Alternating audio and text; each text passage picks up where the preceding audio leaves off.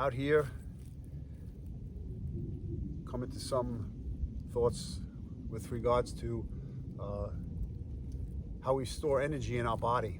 And if we look at our lives and we look at the amount of experiences we have and how we are like a sponge. We're a sponge when we're a fetus, absorbing the interactions and the experiences of our mother. And we're a sponge as we enter this world with the interactions we have with our parents or guardians or whoever we are raised by. Interesting thing is that as we develop and we have these experiences, we wind up accumulating certain emotions in our body. And these emotions that we accumulate are either diffused by coming to some peace or understanding in the conflicts that exist in homes, interactions with people as a child, or they get stored in our body. And when we learn to store them in our body, rather than having the capacity or the ability to have parents who are nurturing, who are able to then diffuse conflicts and create some type of resolution, then these things are actually dealt with, right? But when they're not dealt with, they become baggage and they become stored in each one of our energy centers of the body. If you're familiar with energy centers of the body, we have 7 chakras.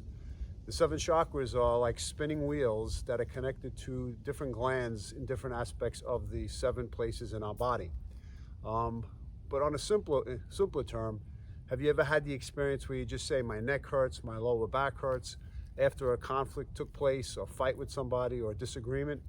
Well, we store these emotions in different places in our body. And specifically, if we want to look at the body as a roadmap, the left side of our body is considered the feminine side or the past.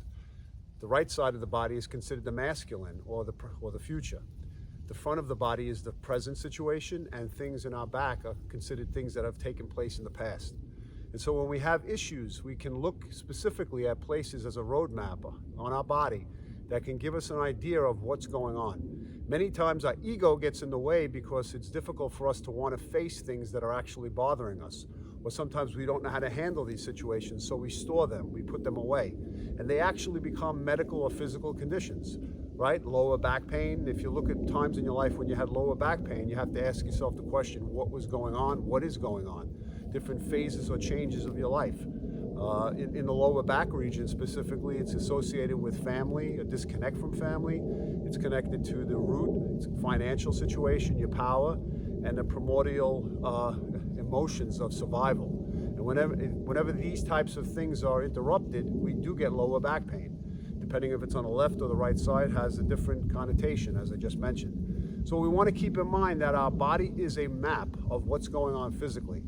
And the important thing for us to do is to sit with our feelings and not distract ourselves, which is so easy today, right? Instead of being able to focus in on what we're feeling, we have the outlet of our phone.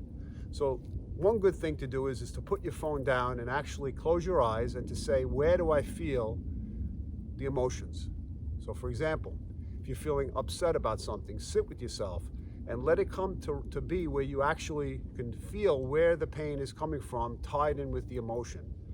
Once you do that and you sit with yourself, you'll actually be able to diffuse or to actually release this emotion, and then therefore lessen the physical ailments that you may experience. So I just wanted to point out that, remember, our emotions are like flowing water. We stop them with our ego or blocking it. If we allow it to just pass through us, they leave us, and we actually, right? We actually have the capacity to remove these energies, rather than having them manifest into something more chronic or more difficult. All right, I hope you have a great day, and sit there and try to sit with yourself and try to override your emotions. Bye-bye.